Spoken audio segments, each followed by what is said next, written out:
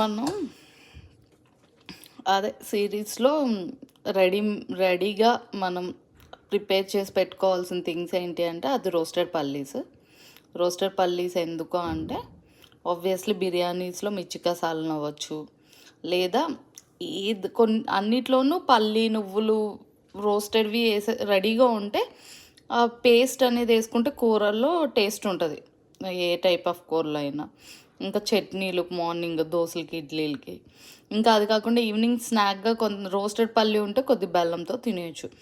ఇసుకలో వేపుతారు కొంతమంది, ఉప్పులో వేపుతారు. ఇసుకలో అయితే అసలు వద్దు, ఇసుక ఎంత కొద్దిగున్నా అది తెలిసిద్ది మనకి.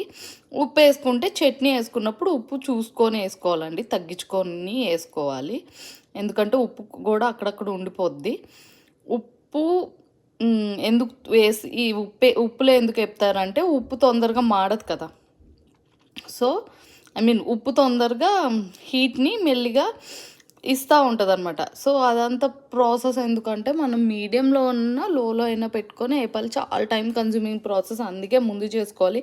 ఏమైనా పార్టీస్ ఉన్నప్పుడు ఎక్కువ పల్లీలు కూడా కావాలి అనుకున్నప్పుడు ముందు 2 days 3 days ముందో వేపేసి పెట్టేసుకోవాలన్నమాట. అంటే ఎక్కువ గ్రేవీస్కి వాటికి కావాలన్నప్పుడు అప్పుడు మనం కాసేపు స్టూల్ వేసుకొని వీడియోలు చూసుకుంటా మధ్యలో తిప్పుకుంటూ ఉంటే చాలు. మీడియంలో పెట్టాలి, హైలో పెడితే మాత్రం పైన ఇలా రంగు వచ్చేసినట్టు ఉంటుంది, లోపల ఉడకదు.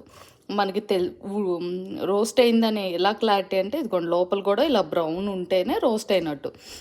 ఈ రోస్టింగ్ ప్రాసెస్లో 1-2 బాగా నల్లగా అయిపోతే అవి తీసి పడేయచ్చు. ఈ పైన పొట్టు అయితే అసలు పడేయద్దండి, ఇది ఫైబర్ మనకి మంచిది హెల్త్కి, కాన్స్టిపేషన్ రిలేటెడ్ ఎవరికైనా. సో ఆయిల్ వేసి అయితే వేపుకొద్దండి. ఆయిల్ వేసి ఎందుకు వేపుకొద్దంటే మనకు తెలిసిందే క్యాలరీస్ పెరిగిపోతాయి, ఆయిల్ చాలా పీల్చిద్ది. సో ఆయిల్ అవసరం లేదు.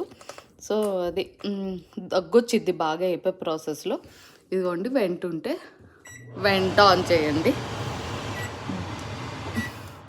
డోర్లు విండోలు పక్కా ఓపెన్ చేసుకోవాలి.